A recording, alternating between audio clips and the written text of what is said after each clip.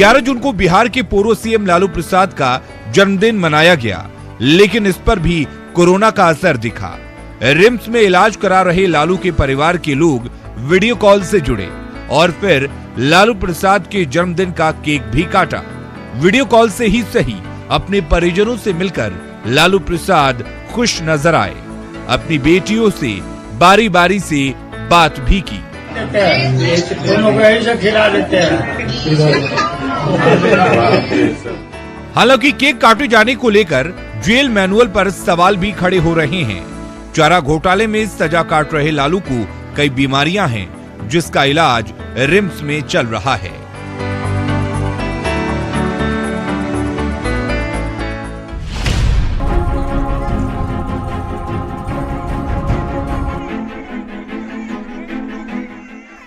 पटना में लालू प्रसाद के जन्मदिन पर आयोजित एक कार्यक्रम में सोशल डिस्टेंसिंग की जमकर धज्जियां उड़ी। लालू के जन्मदिन के मौके पर केक काटा गया और फिर जैसे ही खाना बंटना शुरू हुआ, वहां मौजूद लोग बेकाबू हो गए।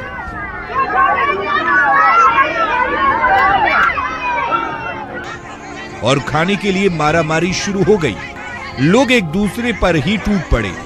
तस्वीरें देखकर समझा जा सकता है कि आखिर हो क्या रहा है।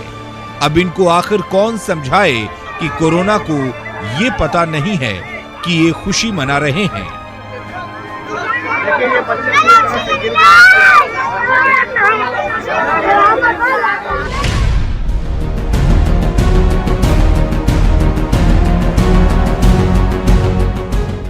कोरोना के संक्रमण से बचा जा सके, इसे लेकर लोगों को जागरूक किया जा रहा है।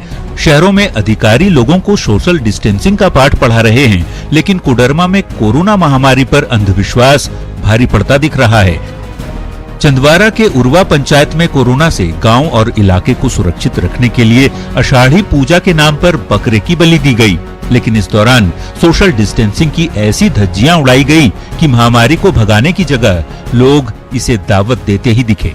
सैकड़ों की संख्या में भीड़ की शक्ल में श्रद्धालु मंदिर के बाहर जमा रहे। हालांकि स्थानीय लोगों का कहना है कि ये सब उनकी परंपरा में शामिल है और सालों से ऐसा करते आ रहे हैं कि अगर हमको गांव अच्छा सुविधा, अच्छा शांति रूप से रहेगा तो माँ को आगमन में हम लोग गिरेंगे पड़ेंगे और पूजा पाठ करेंगे।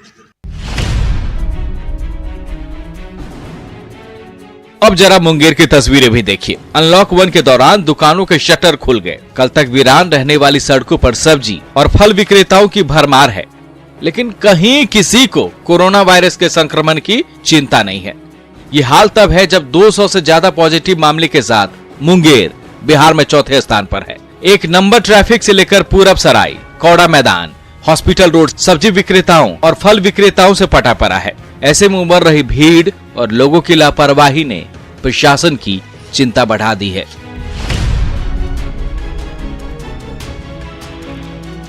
बिहार में कोरोना पॉजिटिव की संख्या 6000 के पास पहुंच गई है, लेकिन लोग हैं कि मानने को तैयार नहीं। अनलॉक 1 में दुकानें खुलने के बाद मुश्किल और बढ़ गई है। जरा गोपालगंज की ये तस्वीरें तो देखिए। मिठाई दुकान में कई लोग बैठे हैं, लेकिन ग्राहक तो छोड़िए, दुकानदार के मुंह पर भी मास्क नहीं है। सड़कों पर भी लोग बिना मास्क के ही टहलते नजर आ रहे हैं। न ऑटो वाले मास्क का इस्तेमाल कर रहे हैं और न ही बैठे यात्री। लोगों को मास्क की अहमियत बताने के लिए खुद एसपी और डीएम को आना पड़ा। अधिकारियों ने लोगों से मास्क लगाने और सावधानी बरतने की अपील की है। खासकर बाहर से आए लोगों से बचने की सलाह भी दी है। बाहर निकले तो आप मास्क निश्चित रूप से लगाएं। दुकान में है, दुकानदार बैठे हैं, उनको लगाना है। जो कस्टमर आ रहे हैं उनको लगाना है। मार्केट में है, लगाना है। लेकिन हम लोग ये पा रहे हैं कि बहुत केयरलेसली कैजुअली लोग ले रहे हैं इस चीज। पहले इस पोस्टर पर नजर डालिए। कमाओ बीवी नहीं तो कमाओ टीवी, आज ही ले आइए। जी हाँ, बस इस पोस्टर ने ही कई लोगों का मन मोह लिया। अब बीवी कमाती नहीं तो भाई ने टीवी ही खरीद ली। जरा सोचिए, ये तो बेवकूफी का आलम ही है। कोई सिर्फ टीवी देखते रहने के लिए 5000 का महीना क्यों देगा? लेकिन धनबाद के प्रवीण पटेल ने तो इस टीवी को फ्रेंचाइजी ही ले ली। इसके लिए 20 लाख रुपए इन्वेस्ट कर दिए। अब टीवी दीवार पर टांग कर ऑफर देने वालों को खोज रहे हैं। लेकिन न तो वो शख्स मिल रहा है और न ही वो ऑफिस। सब फर्जीवाड़ा था। थके हारे प्रवीण ने पीएम मोदी से सहायता मांगी है। सबसे बड़ी बात ये कि अभी तक पुलिस को इसकी जानकारी नहीं दी गई।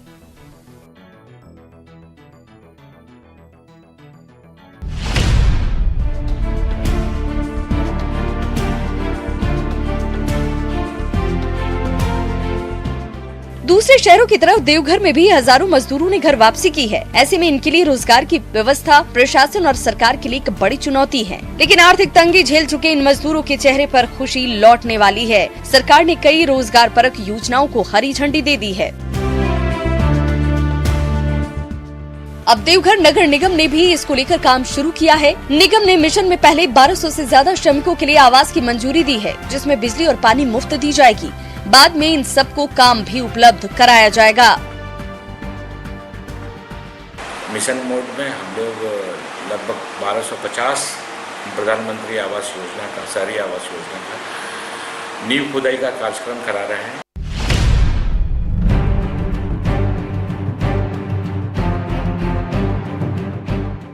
कोरोना काल में घर लौटे मजदूरों के लिए रोजगार और आवास की चिंता की जा रही है, लेकिन हम आपको पाकुड़ के बाजार समिति लिए चलते हैं। देखिए कैसे प्लास्टिक और कपड़ों को जोड़कर आशियाना बनाया गया है। कोशिश है कि किसी तरह जिंदगी का गुजारा हो जाए। यहाँ रह रहे 11 परिवारों का अपना घर था, लेकिन जब हिरणपुर फुटबॉल मैदान की घेराबंदी हुई तो इनके घरों को तोड़ दिया गया। कई परिवार पलायन कर गए, लेकिन बचे इन 11 परिवारों के लिए अब ये शेड ही सहारा है। इनमें से एक महिला ऐसी भी हैं जो गर्भवती है, लेकिन आंधी पानी की वजह से दहशत में जीने को मजबूर है। घर द्वार नहीं मिला, हम लोग को वीडियो साहब बोला कि हम लोग घर देंगे, दे नहीं पा रहा था। हम लोग क्या मजबूरी में हम लोग टीन घर बनाते हैं।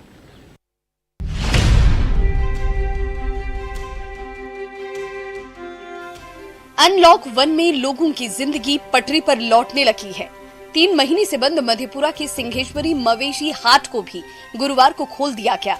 इसके लिए पहले पूजा पाठ की गई और फिर हवन किया गया, ताकि आगे कोई परेशानी न आए। इस दौरान यहाँ आने वाले लोगों की स्क्रीनिंग भी की गई। हालांकि कोरोना का भय हाट पर भी देखने को मिला।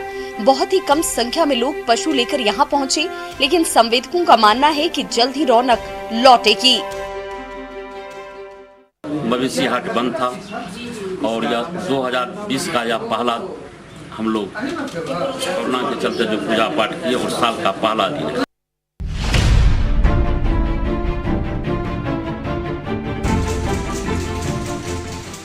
बांका जिले के बौंसी प्रखंड का डहुआ गांव आज भले ही गलियां सुनसान हैं, लेकिन एक वक्त था जब यहां के रास्ते गुलजार थे। वजह था यहां का पावर लूम, जो कि इस गांव की पहचान है। लेकिन 15,000 की आबादी वाले इस गांव के ज्यादातर लोग पलायन कर गए। अब कोरोना बंदी के बाद लोग गांव लौटे हैं।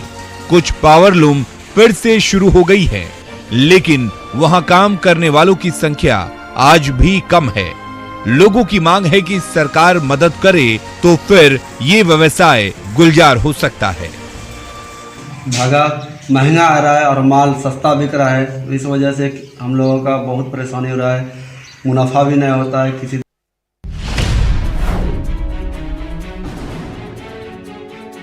सिलाई सेंटर का लगा बोर्ड और मशीन पर सिलाई करता शख्स, दूसरी तरफ मास्क के निर्माण में लगे लोग। आप सोच रहे होंगे कि कोई टेलरिंग की दुकान है, लेकिन आप गलत हैं। ये नजारा है मोतिहारी जेल का।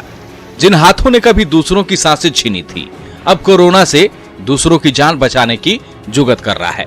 सेंट्रल जेल में सजा काट रहे अपराधी पीपीई किट और मास्क का निर्माण कर रहे हैं। जेल अधीक्षक की पहल पर किट निर्माण शुरू हुआ। जैसे इसकी जानकारी एसपी को मिली, उन्होंने और सामान उपलब्ध कराया ताकि ये कैदी बेहतरीन किट बना सके। अभी किट के लिए मूल्य का निर्धारण नहीं हुआ है, लेकिन माना जा रहा है कि दूसरे जगहों से सस्ती होगी। हम लोगों के पास कुछ पीपीई किट हैं पहले से, लेकिन ये इम्प्रोवाइज्ड किट है और जहाँ पे आवश्यकता होगी वहाँ पे यूज किया जाएगा। हम लोग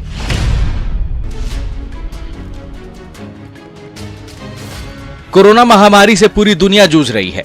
हर कोई इससे निपटने में अपनी भागीदारी दे रहा है। ऐसे में सीतामढ़ी में बीटेक के एक छात्र ने भी ऑटोमेटिक सैनिटाइजर ट्यूनल बनाया है, जिसकी विशेषता यह है कि इससे गुजरने पर शख्स खुद ब खुद सैनिटाइज हो जाएगा। ट्यूनल फिलहाल सीतामढ़ी के पुपरी बाजार में लगाया गया है। निर्माण करने वाले तौसीफ का कहना है कि प्रशासनिक स्तर पर दूसरी जगहों से मांग होगी तो और सैनिटाइजर ट्यूनल बना सकते हैं। इसके निर्माण में महज 5,000 रुपए खर्च आता है। ये ऑटोमेटिक टाइप का है, इसी में मैन पावर की आवश्यकता नहीं है। लोग उसमें इन करने के बाद स्वयं चालू हो जाता है और निकलने के बाद सेल्फ बंद भी हो जाता है। ये है इंजीनियरिंग की पढ़ाई कर चुकी अंजलि श्रीवास्तव, जो वर्तमान में दिल्ली की एक ट्रेवल एजेंसी में काम करती हैं, लेकिन लॉकडाउन के दरमियान वो अपने घर वाराणसी में ही फंस गई। इस दौरान उन्होंने आसपास के घरेलू हिंसा की कई खबरें सुनी।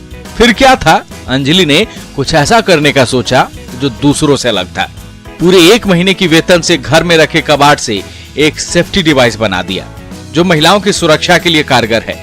घरेलू हिंसा या किसी मकान में फंसी लड़की या हॉस्टल में रहने वाली लड़की की जानकारी सिर्फ एक बटन दबाते ही पुलिस को पहुंचा देगी। यही नहीं, डिवाइस उस महिला का लोकेशन ट्रेस करते हुए 112 और 10 से 90 नंबर पर ऑटोमेटिक कॉल कर देगी।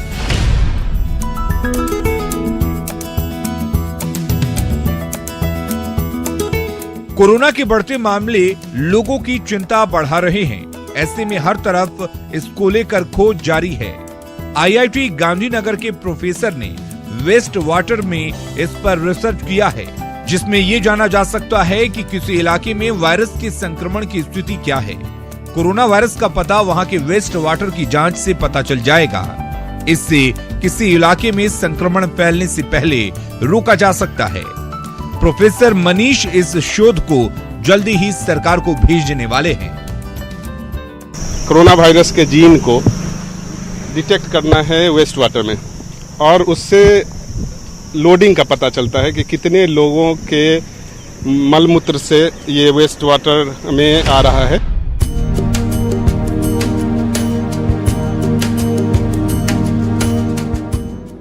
साहिबगंज का आदिवासी बहुल पहाड़िया इलाका, जहां ज्यादातर गांवों में बिजली की समस्या है, ऊपर से मोबाइल का नेटवर्क भी नहीं पकड़ता, लेकिन सरकार ने ऑनलाइन पढ़ाई की व्यवस्था कर दी है। एक तो गांव के लोगों के लिए मोबाइल डेटा महंगा लग रहा है, ऊपर से बिजली और नेटवर्क की समस्या ने परेशानी को और बढ़ा दी है।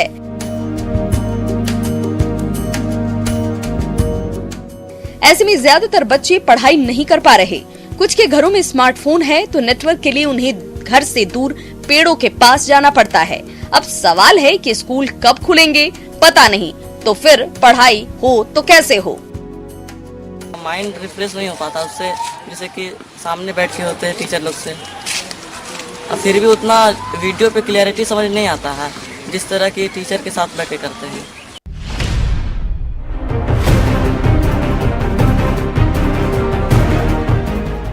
समस्तीपुर का उत्क्रमित मध्य विद्यालय लगुनिया सूर्यकंठ और क्लास में पढ़ाते ये शिक्षक, थोड़ी देर के लिए आप चौंक जाएंगे। आखिर लॉकडाउन 1 में मंजूरी नहीं मिली तो क्लास कैसे शुरू हो गया? तो जान लीजिए, यहाँ छात्र मौजूद नहीं है, लेकिन ये पढ़ाई कर रहे हैं। जी हाँ, ये सब संभव हो पाया है स्कूल के APP स्मार्ट लगुनिया की वजह से। बस छात्र ऐप डाउनलोड करते हैं, वहां लॉगिन करते ही स्कूल की हर सुविधा घर बैठे मिल रही है। इसके लिए सभी शिक्षकों और छात्रों को अलग अलग यूजर और पासवर्ड मुहैया कराए गए हैं। और तो और बंदी के दौरान ही स्कूल में नामांकन भी हो रहा है। इस विपरीत परिस्थिति में भी उत्क्रमित मध्य विद्यालय लगुनिया सूर्यकंठ की पहल से दर्जन भर बच्चों और उनके अभिभावकों का ऑनलाइन रिक्वेस्ट नामांकन के लिए आ चुका है।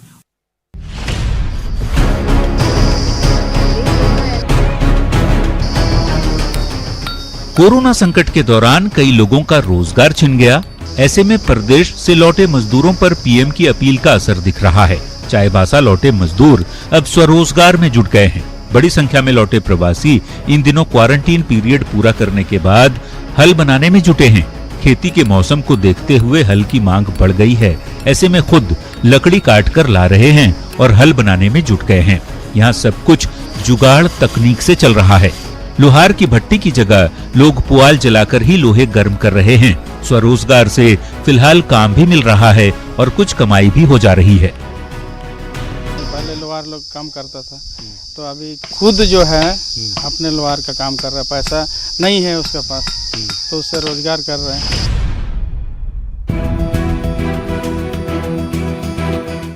कहते हैं इंसान जब ठान ले तो बड़ी से बड़ी बाधा भी पार की जा सकती है। ईमानदारी के साथ जोश और जज्बे से कुछ ऐसा ही किया है रंजीत महतो ने। नवादा के रहने वाले रंजीत ने कुछ ऐसा किया जिससे लोग चकित हैं। जी हाँ, ये जो हरे भरे पेड़ आप देख रहे हैं कभी बंजर जमीन हुआ करती थी,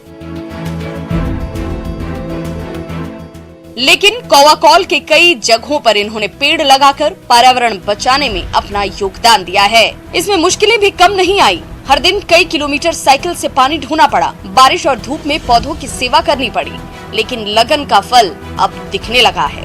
रंजीत दूसरे जगहों पर भी पेड़ लगाने की सोच रहे हैं। पहले विरोध करते थे, लेकिन अभी कोई विरोध नहीं करता है। अभी सब सराहनीय काम करता है। गाँव वाले भी बहुत मदद देते हैं। कोई भी बच्चे को बोल देते थोड़ा सा सहयोग कर दो, बच्चा ऐसा नहीं कोई मुकरता नहीं है और काम दे देता है। हमको एक घंटा का समझे 2 घंटा समय दे देता है। मुझे भारत के फार्मर्स, एसएमईज, एंटरप्रेन्योर्स पर भरोसा है। पीएम मोदी ने 2022 तक किसानों की आय दोगुना करने की बात कही थी। इससे प्रेरित होकर उधमपुर में जीविका प्रोजेक्ट लॉन्च किया गया। इसके तहत कृषि भूमि की सिंचाई और पानी के संरक्षण पर जोर दिया जाएगा। साथ ही कम पानी से फसलों की उपज की ट्रेनिंग किसानों को दी जाएगी। उधमपुर के चक रखवाला गांव के किसान भारी मात्रा में सब्जी और दूसरे फसलों का उत्पादन करते हैं। अब जिला प्रशासन और भारत सरकार की जीविका इनके लिए आशा की किरण बनकर आई है।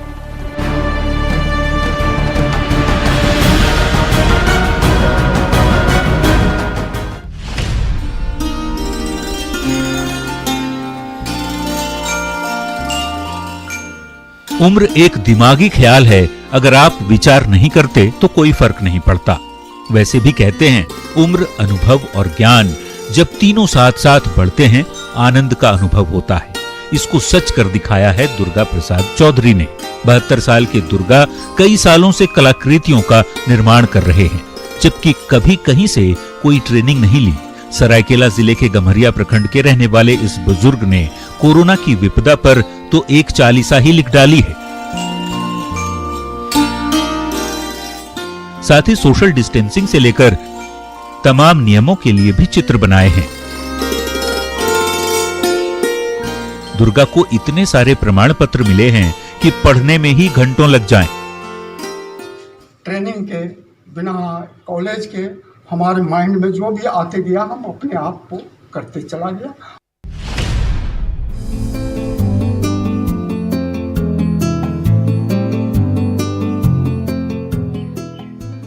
लॉकडाउन के दौरान जिम बंद रहे, अब अनलॉक 1 में इसकी अनुमति नहीं है। लेकिन एमपी के छतरपुर में कुछ बच्चों ने इसका भी काट निकाल लिया है। 13 साल के युवराज को जिम का जुनून था, फिर क्या जुगाड़ से जिम बना लिया। इसमें उसकी बहन ने भी मदद की। अब जिम बंद है तो है, यहाँ के बच्चे युवराज की जुगाड़ वाली जिम में व्यायाम कर रहे हैं। ईंट जोड़कर बाइसेप बनाए जा रहे हैं तो कपड़े में बालू डालकर बॉक्सिंग की प्रैक्टिस हो रही है। चिन पुलिंग के लिए 2 दीवारों के बीच रस्सी में लकड़ी का सहारा लिया जा रहा है। मतलब चिंता की कोई बात नहीं, जो भी एक्सरसाइज करना हो इस जिम में कर सकते हैं।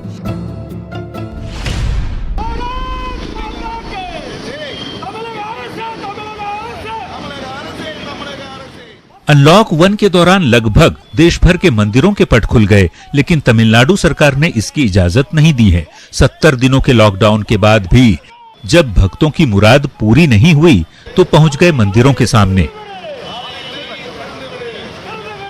और फिर अनोखे तरीके से एक पैर पर खड़े होकर प्रदर्शन करने लगे। ये हिंदू मुन्नई प्रदर्शनकारी हैं, जिन्होंने कोयम्बटूर के कई मंदिरों में ऐसे ही विरोध जता चुके हैं। इनकी मांग है, जिन्होंने कोयम्बटूर के कई मंदिरों में ऐसा ही विरोध जताया है। इनकी मांग है कि सरकार पूजा से प्रतिबंध हटाए। यही नहीं, अगर सरकार इजाजत नहीं देती तो पूरे प्रदेश में आंदोलन की चेतावनी भी दी गई है।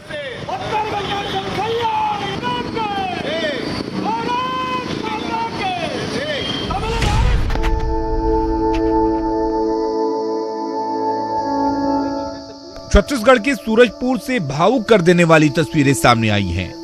गणेशपुर जंगल में लगातार तीसरे हाथी की मौत हो गई। पहले 2 हाथियों को तो पोस्टमार्टम के लिए भेज दिया गया, लेकिन गुरुवार सुबह हुई हाथी की मौत के बाद मुश्किल हो गई। दरअसल उसके साथी मौत के बाद भी छोड़कर जाने को तैयार नहीं हो रहे। वन विभाग के लोग भी इस घटना को देखकर पशुपेश में पड़ गए हैं। विभाग की चिंता इस बात से भी बढ़ गई है कि लगातार तीसरे दिन मादा हाथी का शव मिला है।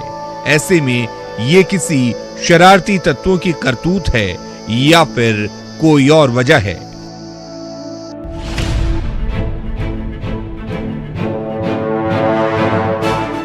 कोरोना संक्रमण की वजह से लोग शाम होते ही घरों में कैद हो जा रहे हैं। ऐसे में जंगल में रहने वाले जानवर भी शायद कंफ्यूज हो गए हैं। जरा कुएं में डरे सहमे इस तेंदुए को देखिए। शिकार की खोज में गांव तक पहुंच गया और फिर गांव के पास एक कुएं में गिर गया। घटना गुजरात के छोटा उदयपुर जिले की है, जहां गांव वालों ने सूचना वन विभाग को दी। रेस्क्यू के दौरान तेंदुआ बार बार नीचे गिरता रहा, लेकिन कड़ी मशक्कत के बाद आखिरकार उसे निकालने में सफलता मिल ही गई। तो जब वन विभाग की टीम आधे घंटे में पहुंच गई तो देखा कि 15 फुट पे दीपड़ा वहाँ पे है। सीढ़ी उतार के उसको 2 घंटे के बाद निकाल लिया गया है और वो जंगल की ओर चला गया है।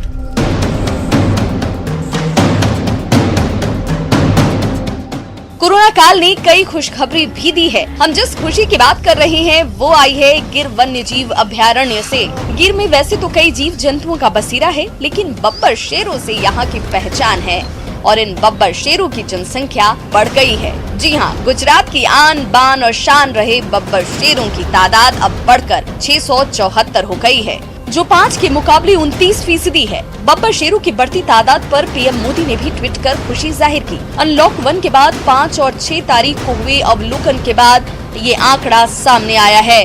बब्बर शेरों की गिनती के लिए 1400 वन कर्मियों को लगाया गया था। माइक्रोचिप, रेडियो कॉलर, उसके अलावा एडवांस ऐप्स के जरिए गिनती शुरू की गई और पाया गया कि नर 161, मादा 260, जबकि बच्चे 253 पाए गए हैं।